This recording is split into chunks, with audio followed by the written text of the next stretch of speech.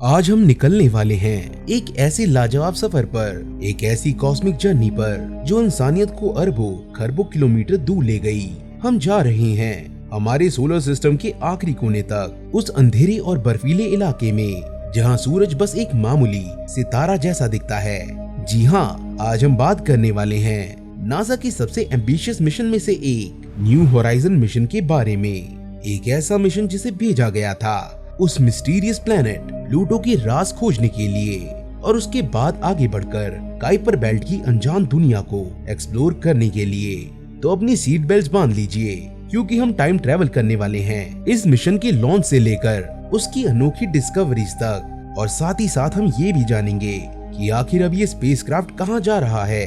तो चलिए बिना किसी देरी के शुरू करते हैं न्यू होराइजन का ये एपिक सफर। दोस्तों, इस कहानी की शुरुआत होती है 1980s और 90s के दौर में। साइंटिस्ट ने हमारे सोलर सिस्टम के लगभग सभी प्लैनेट्स को स्पेसक्राफ्ट भेजकर देख लिया था। शानदार वॉयेजर मिशंस ने हमारे जुपिटर, सैटर्न, यूरेनस और नेपच्यून की ऐसी तस्वीरें दी थी जिनकी हमने कल्पना भी नहीं की थी। लेकिन एक प्लैनेट अभी भी एक धुंधला सा, एक अनजान सा डॉट बना हुआ था, एक मिस्ट्री। उसका नाम था प्लूटो। सोचकर देखिए, उस वक्त तक प्लूटो हमारे सोलर सिस्टम का एक लौता क्लासिकल प्लेनेट था जहां कोई भी इंसानी स्पेसक्राफ्ट नहीं पहुंचा था। वो क्या है, वो कैसा दिखता है, वहां पहाड़ है या समंदर, या वो सिर्फ एक बर्फ का गोला है? ये सारे सवाल साइंटिस्ट को बेचैन कर रहे थे। लेकिन प्लूटो तक मिशन भेजना कोई बच्चों का खेल नहीं था। सबसे बड़ी चुनौती थी दूरी। प्लूटो हमसे इतना ज्यादा दूर है, लगभग 5 बिलियन किलोमीटर्स, कि वहां तक पहुंचने में ही सालों लग जाते। दूसरी प्रॉब्लम थी टेक्नोलॉजी। इतनी दूर जहां सूरज की रोशनी और गर्मी ना के बराबर है, वहां काम करने वाला स्पेसक्राफ्ट बनाना एक बहुत बड़ा इंजीनियरिंग चैलेंज था। इसके अलावा बजट की भी कमी थी। कई सालों तक प्लूटो के लिए मिशन प्रपोज हुए और कैंसिल हुए। Pluto fast fly bye mission, Pluto Kuiper express जैसे नाम आते गए और जाते गए। अब ये साइंटिफिक कम्युनिटी के लिए एक चैलेंज जैसा था, एक चुभने वाली याद कि एक काम अभी भी अधूरा है। मगर फिर 2000 की शुरुआत में एक नई उम्मीद जगी।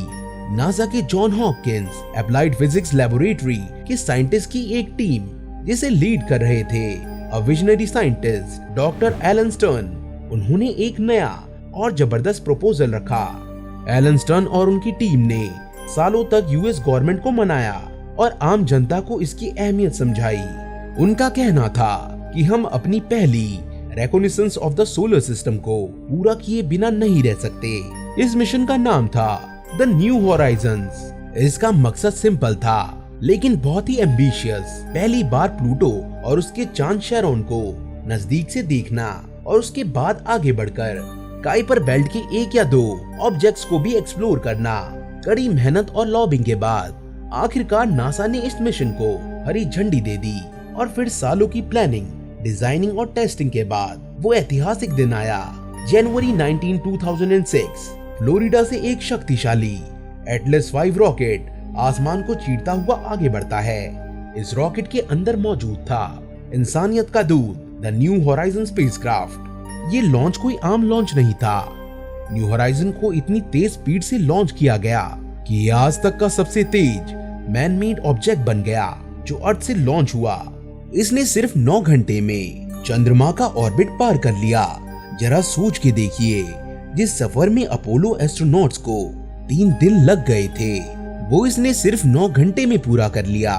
लेकिन इससे पहले कि हम आगे बढ़े, आइए एक नजर डालते हैं इस छोटे से स्पेसक्राफ्ट के अंदर छुपे साइंटिफिक जादुई पिटारे पर। इसके 7 इंस्ट्रूमेंट्स ही इसकी आंख, कान और नाक थे। LORRI, long range recognitions imager, ये थी मिशन की सुपर आंख या दूरबीन। एक powerful black and white telescopic camera, जिसका काम था दूर से ही प्लूटो की हाई रेजोल्यूशन तस्वीरें लेना। हमने प्लूटो की जो आइकॉनिक तस्वीरें देखी हैं, वो लॉरी की ही देन है। रैल्फ, ये लॉरी का साथी था। रैल्फ एक कलर कैमरा और एक इंफ्रारेड स्पेक्ट्रोमीटर का कॉम्बिनेशन था। इसका काम था प्लूटो और उसके मून्स के कलर मैप्स और टेम्परेचर मैप्स बनाना। एलाइस, ये एक अल्ट्रावायलेट स्पेक्ट्रोमीटर था। इसका काम था प्लूटो के एटमॉस्फेयर की कंपोजिशन यानी उसमें कौन कौन सी गैसेस हैं, उनका पता लगाना।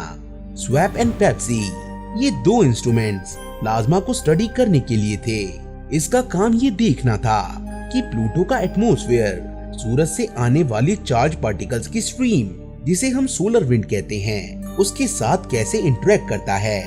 SDC, स्टूडेंट डस्ट काउंटर, ये एक कमाल का इंस्ट्रूमेंट था जिसे यूनिवर्सिटी ऑफ कोलोराडो के स्टूडेंट्स ने बनाया था। इसका काम था पूरे सफर के दौरान स्पेस में डस्ट पार्टिकल्स को काउंट करना। रेक्स, रेडियो साइंस एक्सपेरिमेंट, ये स्पेसक्राफ्ट के कम्युनिकेशन सिस्टम का ही हिस्सा था। जब स्पेसक्राफ्ट प्लूटो के पीछे से गुजरा तो रेक्स ने जमीन से भेजे गए रेडियो सिग्नल्स को रिसीव किया। इन सिग्नल्स में आए बदलाव से साइंटिस्ट ने प्लूटो के एटमॉस्फेयर के प्रेशर और टेम्परेचर का पता लगाया।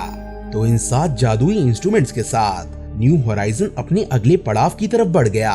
प्लूटो तक पहुंचने के लिए इस सुपरफास्ट स्पेसक्राफ्ट को भी एक शॉर्टकट चाहिए था, एक कॉस्मिक बूस्ट। और इस बूस्ट के लिए हमारे सोलर सिस्टम में एक ही चीज है, हमारा जाइंट प्लैनेट जुपिटर। प्लान था कि जुपिटर की जबरदस्त ग्रेविटी एक बुलेट की तरह काम करेगी और स्पेसक्राफ्ट को खींचकर और भी तेज स्पीड से आगे प्लूटो की तरफ फेंक देगी। इस टेक्निक को कहते हैं ग्रेविटी असिस्ट। तो लॉन्च के लगभग 13 महीने बाद 28 फरवरी 2007 को न्यू होराइजन जुपिटर के पास पहुंचा और इस फ्लाई बाय ने कमाल कर दिया। जुपिटर की ग्रेविटी ने न्यू होराइजन की स्पीड को लगभग 14,000 किलोमीटर पर आवर तक बढ़ा दिया। इस ग्रेविटी असिस्ट ने प्लूटो के सफर को 3 साल कम कर दिया। लेकिन ये फ्लाई बाय सिर्फ एक स्पीड बूस्ट नहीं था, ये एक ड्रेस रिहर्सल थी। मिशन टीम ने इस मौके का फायदा उठाया और स्पेसक्राफ्ट के सारे 7 साइंटिफिक इंस्ट्रूमेंट्स को टेस्ट किया। उन्होंने जुपिटर के बादलों, उसके ग्रेट रेड स्पॉट और उसके चांद आयु पर फटते ज्वालामुखियों की तस्वीरें ली। ये एक मिनी मिशन जैसा था जिसने कंफर्म कर दिया कि न्यू होराइजन्स प्लूटो एनकाउंटर के लिए बिल्कुल तैयार है। जुपिटर से आगे का सफर लंबा था, बहुत लंबा और अकेला। अब न्यू होराइजन्स अगले 7 सालों तक बस सन्नाटे में, अंधेरे में आगे बढ़ता रहा। इसने सैटर्न और उसके बाद यूरेनस का ऑर्बिट पार किया। हर दिन ये पृथ्वी से लाखों किलोमीटर दूर जा रहा था। इस दौरान स्पेसक्राफ्ट को ज्यादातर हाइबरनेशन मोड यानी गहरी नींद में डाल दिया जाता।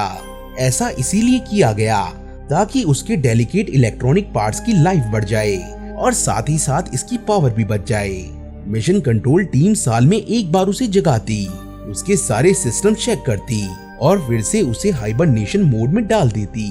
ये सफर इतना लंबा था कि टीम ने पब्लिक को इसकी दूरी का एहसास दिलाने के लिए एक अनोखा कैंपेन शुरू किया जिसका नाम था प्लूटो टाइम। एक वेबसाइट बनाई गई जो आपको ये बताती थी कि आपके शरीर में प्लूटो टाइम कब होगा। ये वो वक्त होता था जब अर्थ पर रोशनी उतनी ही होती थी जितनी प्लूटो पर दोपहर के वक्त होती है, यानी इतनी डिम कि सूरज बस एक बहुत ही ब्राइट स्टार जैसा दिखता है। इससे लोगों को एहसास हुआ कि न्यू होराइजन कितनी अंधेरी और ठंडी दुनिया की तरफ जा रहा था। जैसे जैसे प्लूटो की नजदीकी स्पेसक्राफ्ट से कम हो रही थी, टीम की धड़कनें तेजी से बढ़ रही थी।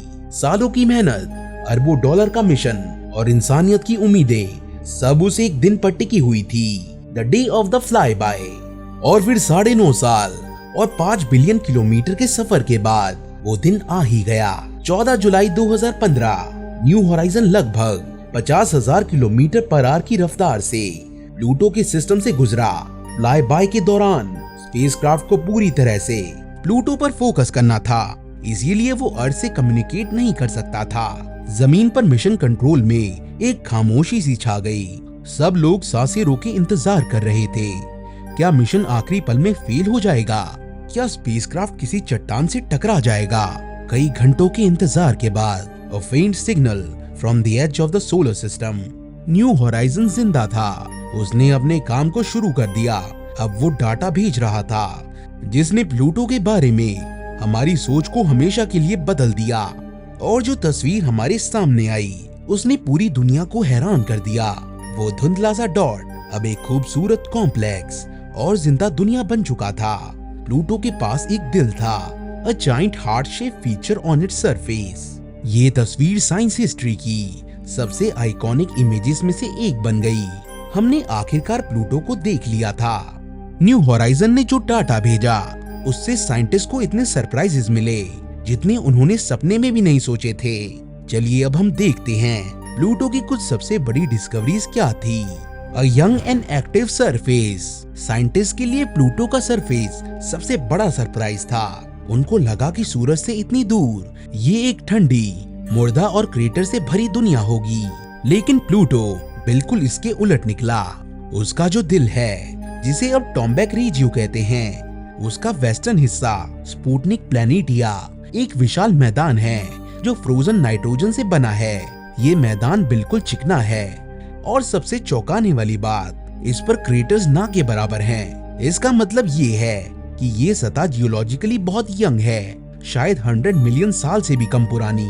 साथ ही साथ यहाँ नाइट्रोजन आइस के ग्लेशियर्स हैं। इस मैदान के नीचे से हल्की गर्मी आती है जो नीचे की नाइट्रोजन बर्फ को गर्म रखती है। ये गर्म आइस ऊपर उठती है और ऊपर की ठंडी बर्फ नीचे जाती है, बिल्कुल जैसे एक पतीले में पानी उबलता है। इस प्रोसेस को कन्वेक्शन कहते हैं और यही प्लूटो की सतह को लगातार नया बनाए रखता है। ये सब हमें इशारा करता है कि प्लूटो के अंदर आज भी गर्मी है और वो जियोलॉजिकली एक्टिव यानी एक जिंदा प्लेनेट है। Towering ice mountains.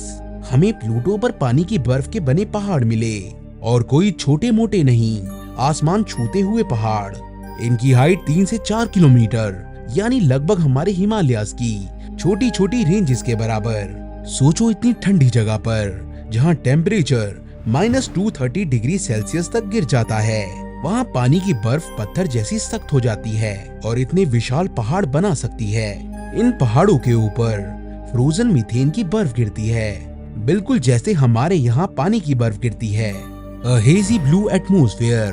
हाँ, आपने सही सुना, प्लूटो के पास एक पतला सा एटमॉस्फेयर है जो ज्यादातर नाइट्रोजन गैस से बना है, जिसमें थोड़ा सा मीथेन और कार्बन मोनोऑक्साइड है।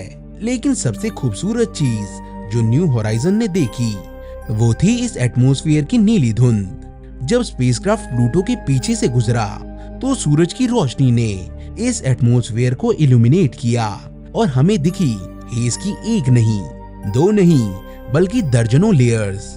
ये नीला रंग उन कॉम्प्लेक्स मॉलिक्यूल्स की वजह से बनता है जिन्हें थोलिन्स कहते हैं। पर एक और सरप्राइजिंग बात ये है कि प्लूटो का एटमॉस्फेयर धीरे धीरे स्पेस में उड़ रहा है। इसकी ग्रेविटी कमजोर है, इसीलिए सूरज से आने वाली सोलर विंड हर सेकंड टन के टन नाइट्रोजन गैस को इसके एटमॉस्फेयर से उड़ाकर ले जाती है।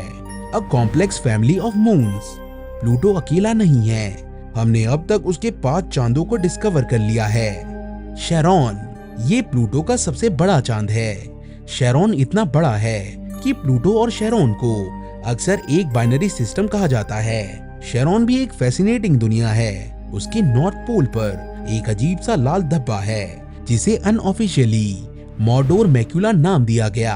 एंड सरप्राइजिंगली उस पर विशाल घाटियां मौजूद हैं जो ग्रैंड कैनियन से भी गहरी हैं। The small moons. बाकी के 4 छोटे चांद स्टाइक्स, निक्स, कैरबिरोस और हाइड्रा आलू जैसे इरेगुलर शेप के हैं। और सबसे अजीब बात ये है कि ये केओस में घूमते हैं, लड़खड़ाते हुए जैसे कोई लट्टू कंट्रोल से बाहर हो गया हो। अब पॉसिबल सब सरफेस ओशियन। चलिए अब आते हैं सबसे सनसनीखेज पॉसिबिलिटी पर। साइंटिस्ट का मानना है कि प्लूटो की मोटी बर्फीली परत के नीचे एक लिक्विड वाटर का समंदर हो सकता है। पर इसके सबूत क्या हैं? एक तो स्पुतनिक प्लैनेटिया का विशाल वजन, इसने पूरे प्लूटो को थोड़ा सा टिल्ट कर दिया है और ऐसा तभी हो सकता है अगर नीचे का क्रस्ट फ्लेक्सिबल हो। दूसरा, प्लूटो की सतह पर मिले कुछ विशाल क्रैक्स। ये क्रैक शायद तब बने होंगे जब नीचे का समंदर धीरे धीरे जमा होगा, क्योंकि पानी जमने पर फैलता है। अगर ये सच है तो इसका मतलब है कि हमारे सोलर सिस्टम के किनारे पर इस अंधेरी और ठंडी जगह में लाइफ के लिए जरूरी एक इंग्रेडिएंट लिक्विड वाटर आज भी मौजूद हो सकता है। ये डिस्कवरी अभी कंफर्म नहीं है, लेकिन इसकी पॉसिबिलिटी ही बहुत एक्साइटिंग है। लेकिन ये मिशन यहाँ खत्म नहीं हुआ दोस्तों, एडवेंचर अभी बाकी था। प्लूटो के बाद न्यू होराइजन का अगला टारगेट था काइपर बेल्ट। ये नेपच्यून के ऑर्बिट के बाद शुरू होने वाला एक विशाल इलाका है, एक कॉस्मिक डीप फ्रीज। ये हमारे सोलर सिस्टम का स्क्रैप यार्ड या एटिक जैसा है। इसे टाइम कैप्सूल क्यों कहते हैं? क्योंकि हमारे सोलर सिस्टम का शुरुआती दौर बहुत ही वॉयलेंट था। प्लैनेट इधर से उधर माइग्रेट कर रहे थे, चीजें आपस में टकरा रही थी, लेकिन काइपर बेल्ट सूरज से इतना दूर होने की वजह से सारी उथल पुथल से बचा रहा। ये एक शांत इलाका था, इसीलिए वहाँ के ऑब्जेक्ट्स जैसे 4.5 बिलियन साल पहले थे, लगभग वैसे ही आज हैं। इनमें से किसी को भी नजदीक से देखना मतलब समय में पीछे जाकर हमारे सोलर सिस्टम की शुरुआत को देखने जैसा था। उसके लिए साइंटिस्ट ने हबल का इस्तेमाल करके आसमान को छान मारा और एक परफेक्ट टारगेट ढूंढा, 486958 एरोकॉट। और फिर 1 जनवरी 2019 को न्यू होराइजन ने एक और इतिहास रचा। इसने एरोकॉट का सफल फ्लाई बाय किया। ये इंसानियत द्वारा अब तक का सबसे दूर का फ्लाई बाय था, और जब तस्वीरें जमीन पर आईं तो सब दंग रह गए।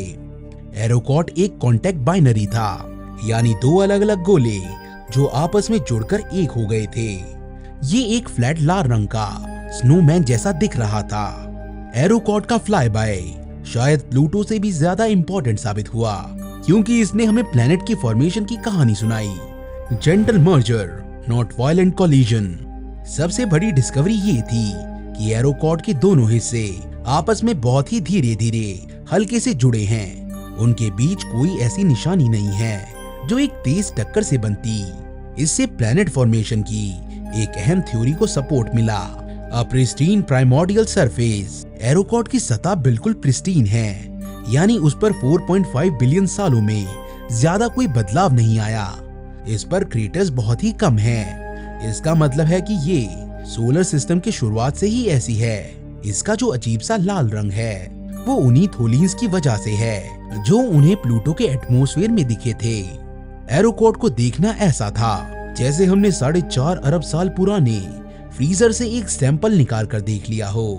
तो अब सवाल उठता है कि प्लूटो हो गया, एरोकॉट हो गया, अब आगे क्या? न्यू होराइजन अब कहां जा रहा है? अब इसके पास एक और लूज फ्लाई बाय के लिए फ्यूल नहीं है, लेकिन इसका काम अभी खत्म नहीं हुआ। अब न्यू होराइजन 3 तरह की साइंस पर काम कर रहा है। पहला केबियो साइंस, ये दूर से ही अन्य काइपर बेल्ट ऑब्जेक्ट्स को ऑब्जर्व कर रहा है। दूसरा हीलियोफिजिक्स, ये हमारे हीलियोस्फीयर यानी सूरज के मैग्नेटिक बबल की बाउंड्री को स्टडी कर रहा है।